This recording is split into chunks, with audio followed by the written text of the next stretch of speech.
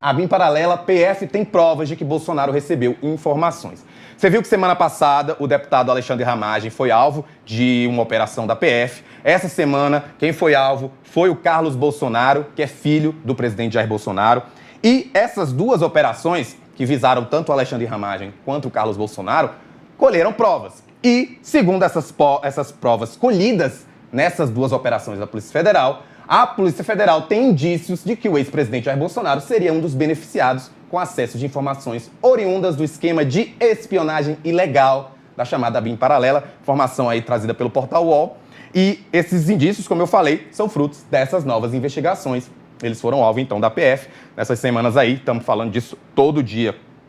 Essas provas já foram apresentadas, para a Procuradoria-Geral da República e para o Supremo Tribunal Federal. Elas vão ser analisadas, então, durante a semana, vão ser analisadas de forma bem profunda. Afinal, a gente está aí pensando de que houve essas informações ilegais chegando à época presidente da República. E os indícios indicam o quê? A existência de dossiês e documentos fabricados por essa BIM paralela, E segundo a investigação da PF, esse material que era colhido pela BIM paralela, era impresso e entregue diretamente lá no Palácio do Planalto durante o governo de Jair Bolsonaro entre 2019 e 2022.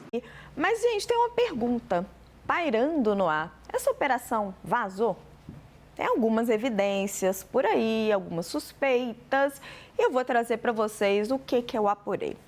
A Polícia Federal suspeita que pode ter ocorrido um vazamento da operação de hoje ou que Carlos Bolsonaro possa ter sido avisado um pouquinho antes dos agentes chegarem à sua casa, na casa da sua família, em Angra dos Reis. Segundo eu apurei, houve uma pequena diferença de tempo nas abordagens, nos endereços do vereador.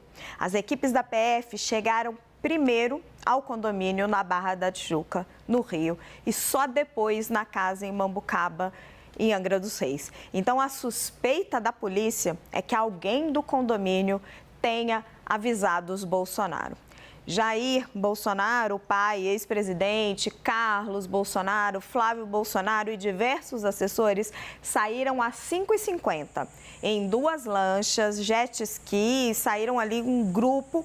E, segundo a defesa, eles foram pescar e só teriam sido localizados por celular umas 9h30, porque estavam num local sem sinal.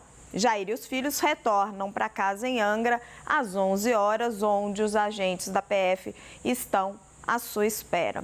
Outro fato que pode reforçar essa hipótese de vazamento ou de um aviso é a presença de um assessor de Carlos Bolsonaro no seu gabinete na Câmara Municipal do Rio de Janeiro. Ele estava esperando pelos agentes às 7 horas da manhã, mesmo com o recesso parlamentar. Quem é que pesca de jet ski, Chico Pinheiro? Me responde essa pergunta.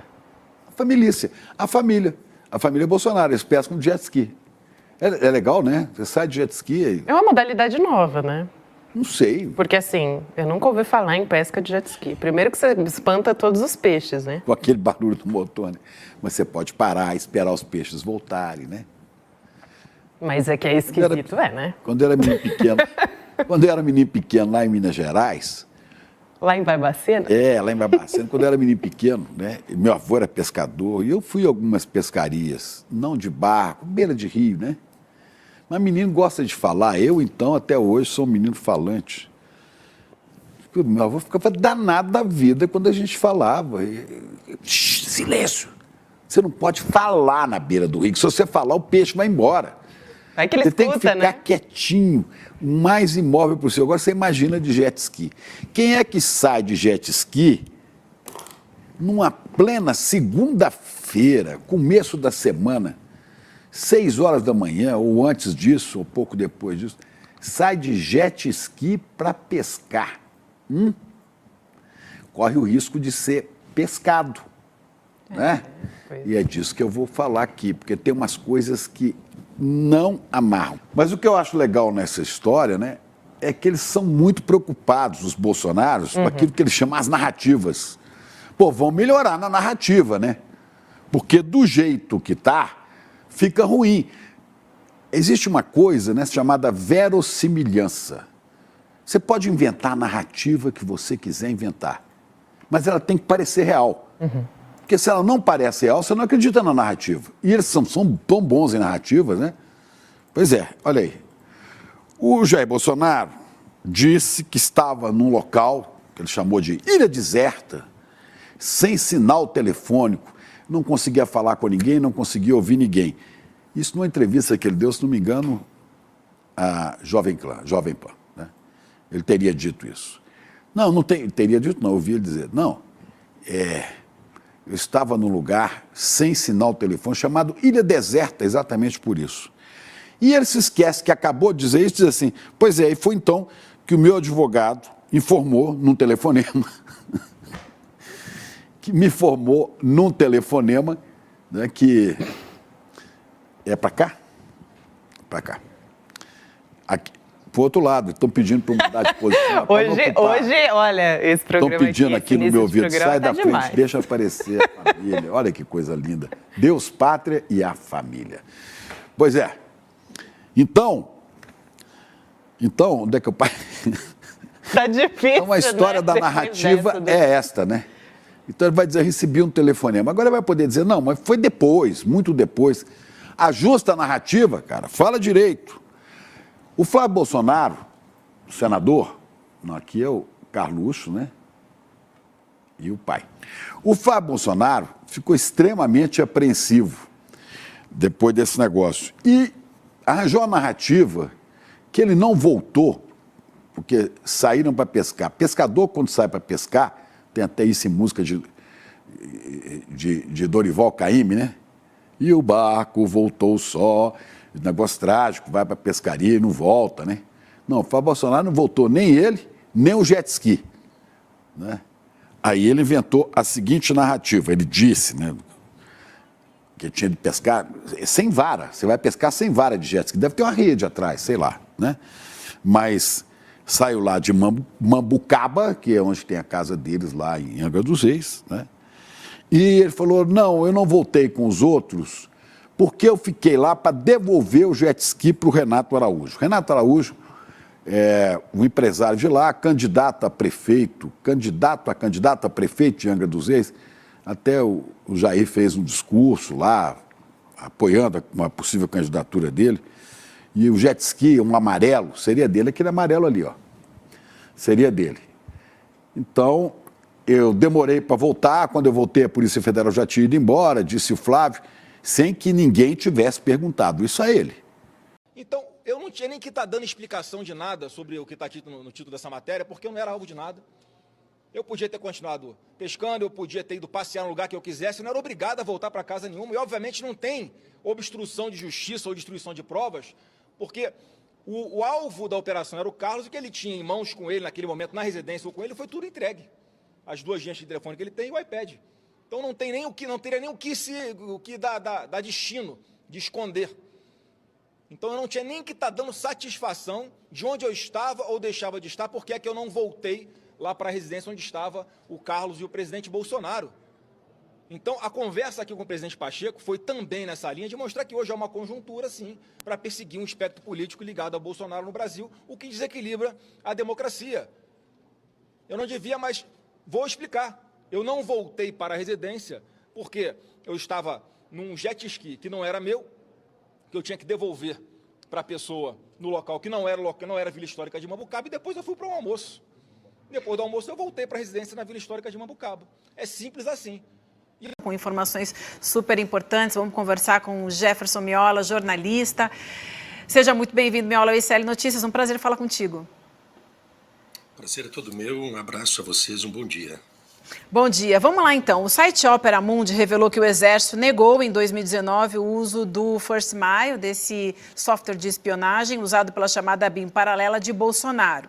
Mas um levantamento que você fez, a gente falou ontem desse levantamento aqui com o Jorge Misael. Hoje o Rodrigo também falou, um levantamento importantíssimo, essa planilha que você fez, aponta que o programa é usado desde 2014 por órgãos públicos brasileiros, entre eles Exército e Aeronáutica, são verbas grandes, principalmente durante o governo Temer, né? Foram os 2 anos ali em que mais se usou esse software e a gente vai pedir para trazer aqui esse levantamento que você fez e queria que você comentasse um pouco, porque só esse levantamento já seria um grande escândalo, não? Bom dia.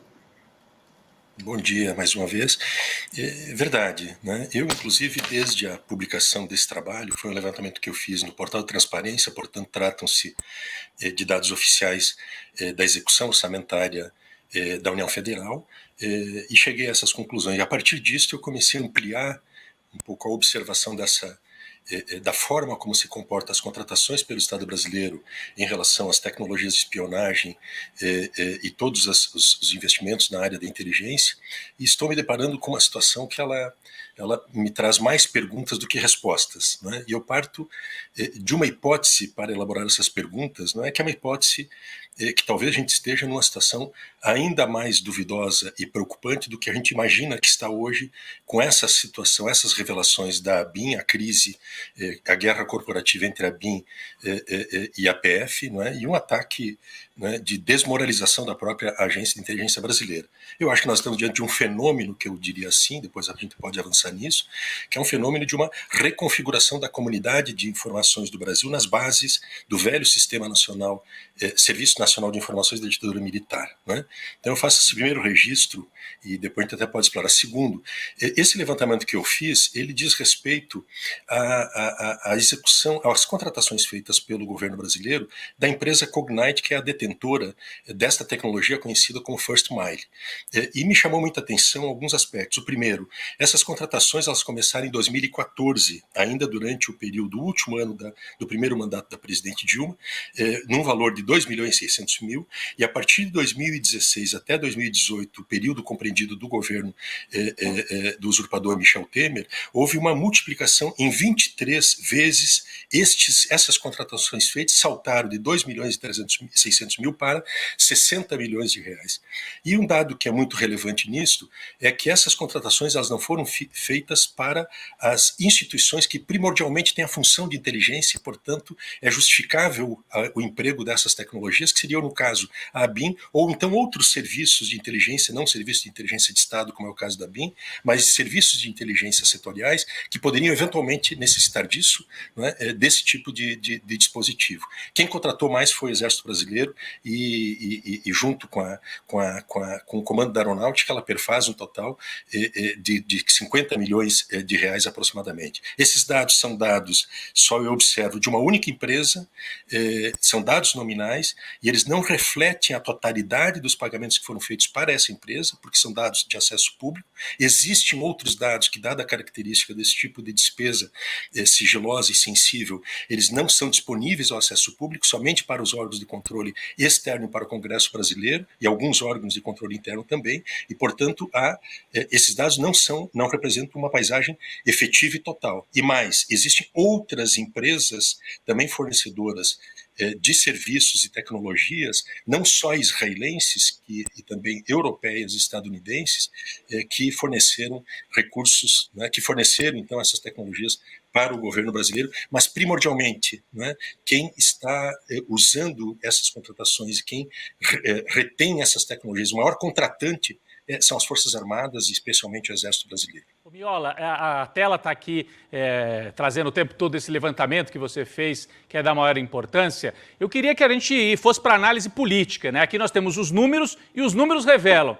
Quem usou mais foi o Exército. Quem é que estava à frente do Exército e dessa operação de ocupação do Estado brasileiro no governo Temer? Etchegoyen, que depois sumiu, eu não sei por onde que ele anda, e o general Vilas Boas, que foi o general que fez o famoso tweet impedindo o Lula de ser candidato em 2018. Então, chama muita atenção que nesse período eles tenham avançado. E aí, outra coisa que chama a atenção, despejaram mais de 120 milhões de reais numa empresa israelense. Isso chama também a nossa atenção, é alguma parceria estratégica. E aí não é da ABIN, como você bem destacou, é o Exército. O que isso significa para a gente? O que isso aponta? Porque senão a gente fica falando de ramagem de Bolsonaro e não chega nos donos do poder. Eu acho importante pontuar isso. Eu queria que você trouxesse essa avaliação política também do papel das Forças Armadas. O software de Israel, inclusive, só fazer um complemento, o software de Israel com dados armazenados em Israel, né? Em Israel. Os dados ficam armazenados lá, não é um programa que você compra, instala no computador aqui e usa aqui localmente. Os dados ficam lá, o que ainda é pior, né? Inclusive isso é uma dificuldade que vão ter os órgãos de investigação. Apurações que a Polícia Federal vai fazer, vai encontrar alguma dificuldade, porque essas informações estão armazenadas em Israel e não no Brasil, como vocês comentam. Isso per si já é uma dificuldade, e revela, inclusive, algo muito nebuloso. Agora, eu acho que essa perspectiva que o Rodrigo traz, que eu passo a cada vez mais acentuar e me dedicar a uma análise, que eu acho que a gente tem que ver isto dentro de uma perspectiva histórica do último período. E, nesse sentido, identificar um ator central em todo esse processo que houve de desestabilização da nossa democracia, e de perturbação da ordem e constituição das condições para que houvesse a derrubada da presidente Dilma, a prisão do presidente Lula, para retirar do pleito eleitoral de 18 o principal e competidor e vitorioso daquela eleição, e assegurar, então, a eleição do candidato, que representava a chapa militar, que era o Bolsonaro com o Mourão. Eu falo isso porque a cronologia do que eu apurei aqui, ela coincide também com a cronologia, com a genealogia da candidatura do Bolsonaro. O Bolsonaro foi lançado em 2014 no pátio da AMAN, Academia Militar de Agulhas Negras, quando o comandante era o general Tomás Paiva. E, portanto, todo o processo, os generais Etigoyen e general Vilas Boas, que tu citaste, Rodrigo, eles foram nomeados respectivamente para o Estado-Maior do Estado Brasileiro, o Etigoyen e o Vilas Boas para o comando do exército, pela presidente Dilma, e traíram a presidente Dilma e passaram a conspirar com o Temer para a perpetração do golpe, e depois eles assumiram no governo Temer. A primeira medida que toma o governo Temer, medida provisória, ela restitui, ela recria o GSI que a presidente Dilma tinha extinto em 2015, outubro de 2015, e recupera sob o controle dos militares a ABIN, vinculada então ao GSI. E esse é uma espécie de uma rampa de lançamento disto que eu digo, que nós estamos diante de uma situação que ela pode ser muito mais profunda e muito mais perturbadora disso que nós estamos vendo hoje, que é a configuração de um sistema brasileiro clandestino e ilegal de informações, que ela é muito maior do que isso que nós estamos revelando desta relação ABIN, ou melhor, ABIN com o uso do First Mile, mas ela é muito maior a isso porque o principal usuário dessa tecnologia, como eu falei, é o Exército Brasileiro, e não essas instituições de inteligência, e, portanto, perduram uma série de dúvidas em relação a isso. Eu acho que é fundamental aqui que haja, tanto de parte do Executivo, uma abordagem diferenciada em relação a esse assunto. É perigoso nós continuarmos assistindo passivamente essa guerra corporativa entre a ABIN e a PF, vendo essa digladiação entre estamentos do Estado brasileiro, enquanto isto os militares, que são os principais atores de todo esse processo, que tem um enorme interesse em reconstituir todo um sistema de espionagem que é típico de estados policialescos, ele continua sendo completamente imunizado, ele não é atingido em relação a isso. E mais, ontem eu li uma notícia de que o Exército se recusa a explicar por que adquire essa tecnologia e qual é a finalidade do uso da tecnologia. É compreensível que polícias militares, e é compreensível que a ABIN e a Polícia Federal possam usar essa tecnologia. A mim é muito difícil entender as razões para que o Exército Brasileiro e a Aeronáutica use isso, salvo numa hipótese, que é a hipótese de espionar os inimigos internos, e, portanto, isso é uma deformidade em relação ao que é a missão constitucional do Exército, que deveria ser exclusivamente voltado à defesa nacional e não se configurar como uma força de ocupação interna para a contenção dos conflitos sociais. Deputada, eu queria perguntar, porque a senhora falou que era seguida descaradamente pela ABIN de carro, quando foi isso? Enfim, foi durante o governo Bolsonaro, e como que era a relação da senhora com o Moro nesse momento? Porque ele era ministro quando a senhora estava sendo espionada, né? Ele sabia, na opinião da senhora, ele conhecia algo a respeito desse esquema? Eu não acho que ele sabia com toda certeza, mas alguma pista ele devia ter, né? Óbvio. Quando a primeira vez que eu ouvi esse negócio de ABIN paralela, que foi uma conversa que eu peguei, eu ainda como líder de governo. Como é que foi? Aquela coisa, foi no gabinete do Bolsonaro. A primeira vez que eu ouvi, no Planalto, uma conversa meio torta sobre isso. Como é que foi essa entre conversa? Ele e o general Heleno.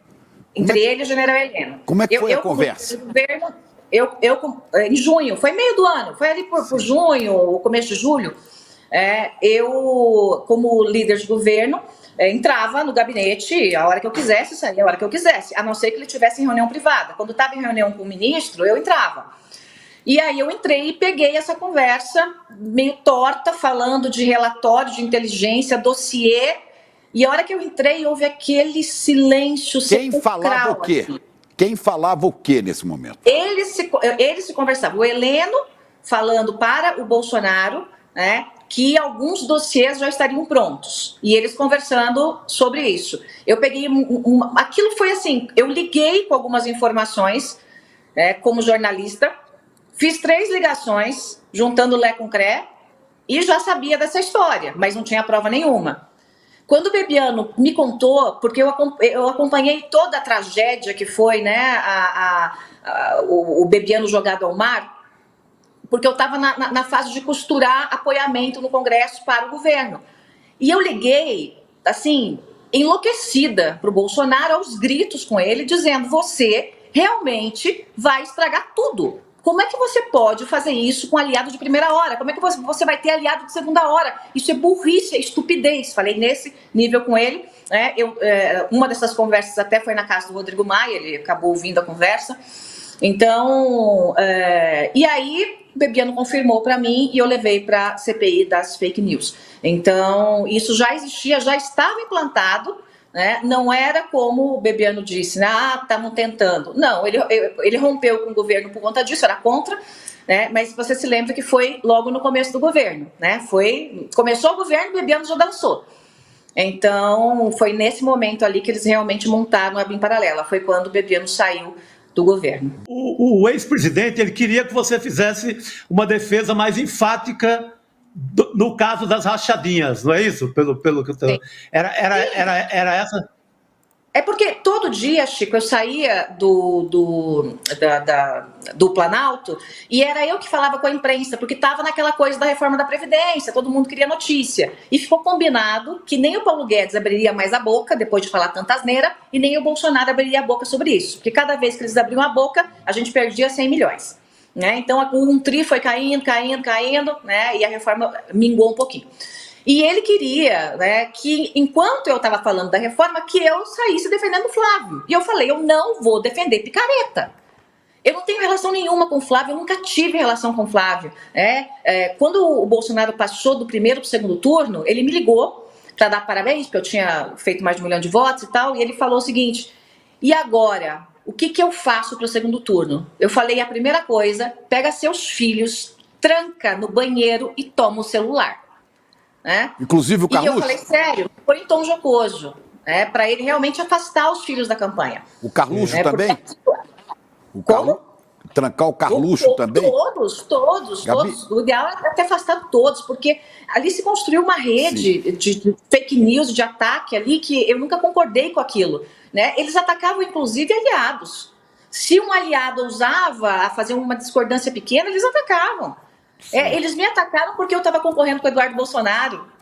Na campanha, olha que loucura. Chegaram a me atacar na campanha. Então, eu tive com o Carlos uma única vez, quando eu levei a Viviane Sena na casa do Bolsonaro, lá no Rio de Janeiro, porque ela era minha indicada para ser ministra da Educação. Ficou tudo acordado e, no final das contas, veio quando o filhinho Eduardo descobriu, ele atravessou o Vélez, ele e o Carlos, e a gente teve aquela beleza de ministro, o Vélez na educação. A senhora, então, não tinha uma relação, eu ia perguntar justamente como que era a relação da senhora com Carlos Bolsonaro e se em algum momento a senhora levou para as instâncias superiores, justamente levou ao ministro Sérgio Moro a reclamação em relação à ABIN e o que ele falou a respeito disso? Não levei ao Moro, não conversei com o Moro sobre isso. Conversei com o Moro muito, na época que ele estava saindo, se ele devia ou não sair, a gente conversava bastante, às vezes se encontrava no Ministério, às vezes, né, num restaurante, e a gente falava sobre isso. Mas eu nunca levei para o humor a questão da ABIN. Mas a eu questão... levei Por que não, deputada? Eu pergunto porque a senhora era muito próxima do ministro Moro e porque justamente ele poderia, de alguma forma, enfim, começar a investigar, saber o que estava sendo feito dentro da ABIN, já que estava sendo formada uma ABIN aparelhada nesse momento. Porque eu não sabia se o Moro sabia ou não sabia. Então, eu achei melhor levar isso direto para o Supremo. Então, ele ali não resolveria muita coisa, porque estava já com a corda no pescoço, já sabia que ele ia, né, deixar o governo, e acabei levando isso, né, como todas as outras provas da CPI das fake news, que foi comprada pelo governo por emendas, mandadas ao Ângelo Coronel, senador presidente da CPI à época, né? Então eu atravessei a rua e deixei no STF tudo que eu entreguei na CPI das fake news. Bom, quando a senhora fala que que outras coisas precisavam ser investigadas, eu só pergunto sim ou não. A investigação do assassinato de Marielle mereceria uma investigação que envolvesse, por exemplo, o Carlos Bolsonaro, o Carluxo, que era um desafeto. Você acha que devia ser... falar isso. Não, quer saber se a senhora acha que deveria ser investigado ou não? Não posso falar isso, seria irresponsabilidade da minha parte eu falar uma coisa dessa sem provas, não posso. A senhora teria ouvido? Eles me perseguem o tempo todo, eu não posso, né? Eu precisava ter uma prova na mão para poder te falar. A senhora teria ouvido eu não tenho essa prova. A senhora teria ouvido em algum momento algum comentário do general Santos Cruz a respeito da participação dele nesse crime, de alguma maneira? Não. O que eu ouvi do Santos Cruz foi também da BIM paralela, né? Antes mesmo do Bibiano me falar. Deputada, voltando à BIM paralela, né, como está sendo chamado esse escândalo, até que ponto a BIM fornecia dados, alimentava o gabinete do ódio, que funcionava ali nas cercanias do gabinete do ex-presidente? Funcionava dessa maneira? Você tem alguma evidência disso? Funcionava dessa maneira. Essa BIM paralela, que na verdade era comandada pelo Ramagem, pelo Carlos, que comandava o Ramagem, que tinha mais ali meia dúzia de policiais dele para fazer isso e que usava os equipamentos da BIM. E uma parte, né, da BIM ajudou nisso, mas uma parte considerável da BIM não queria saber disso, não se envolveu nisso. Funcionários de carreira que estão há muito tempo lá, né, eles não se meteram nessa história. Mas você sabe que, né, em Terra de Leão, gatinho me abaixo. Então, um servidor, ele não vai enfrentar a estrutura do presidente da República, né? O servidor, ele está lá, ele está garantindo o sustento dele, né, do dia a dia. Então, muita gente me perguntou, mas por que os servidores não fizeram denúncia? Gente, é só olhar o que o governo faz com qualquer opositor. O que fizeram comigo, com o Rodrigo Maia, né? Que tínhamos mandato. Imagina com alguém que não tem mandato, que está ali, que depende daquilo, né? Mas eles forneciam, faziam os dossiês falsos, às vezes pegavam meia informação verdadeira para dar um tom de veracidade, construíam toda uma narrativa sobre aquilo, mandavam para o Gabinete do Ódio distribuía para os deputados federais, Gabinete do Ódio para todos. Gabinete do Ódio do Carlos Bolsonaro, que era o coordenador desse gabinete. Sim, o Gabinete do Ódio do Carlos Bolsonaro. O senhor falou várias vezes... O Eduardo também. A senhora falou várias vezes que teme as consequências do que possa ser dito ou não ser dito. As consequências partindo do Carluxo, do Carlos Bolsonaro. Quem é o Carlos Bolsonaro e de que ele é capaz? Porque a senhora já falou isso também. O Carlos Bolsonaro é um psicopata capaz de qualquer coisa. Então, são 30 mil operações. O cálculo é que são 1.500 telefones. Tá? Não é um cálculo confirmado, mas é um cálculo aproximado de quem está na investigação, Dri e Renato. É grave do mesmo jeito, né? Foram 30 mil operações, mas um número pode ter sido espionado várias vezes, no dia X, no dia Y, no dia X de manhã e de tarde, né? E o objetivo era fazer triangulações, sabendo onde fulano estava e se encontrava com cicrano. Há provas concretas disso? Sim, inclusive provas da boca do próprio Bolsonaro, me disseram esses agentes. Exemplo, há um dia em que Bolsonaro chega lá naquele cercadinho e fala assim, estão tramando comigo hoje. A presidência da Câmara e o Supremo Tribunal Federal estão reunidos. Ninguém sabia. Era um dia em que estavam reunidos Gilmar Mendes e Rodrigo Maia. E aí o próprio Rodrigo Maia já disse em declaração, chamando atenção para essa declaração do Bolsonaro, que nesse dia mesmo ele falou para o Gilmar Mendes, olha, estão espionando a gente. como é que o Bolsonaro dá uma declaração de que a gente estava reunido? Ninguém sabia que a gente estava reunido. Então, há confirmações, os caras tinham tanta certeza da impunidade, Dri e Rovai, que eles davam declarações sobre isso. Tinham certeza que seriam reeleitos e ninguém pegaria. Então, são no mínimo 1.500 pessoas.